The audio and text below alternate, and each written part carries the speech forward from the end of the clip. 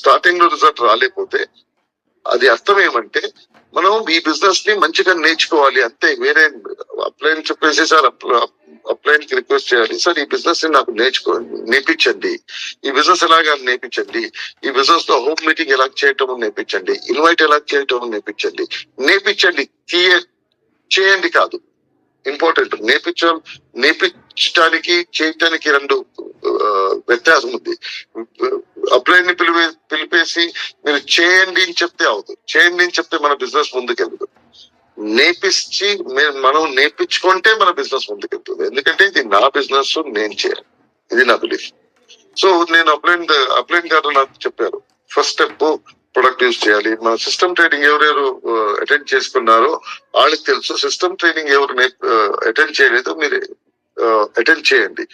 నాకు సిద్ధార్థ్ గారు system training గురించి చెప్పారు. సిస్టమ్ ట్రైనింగ్ లో ఏం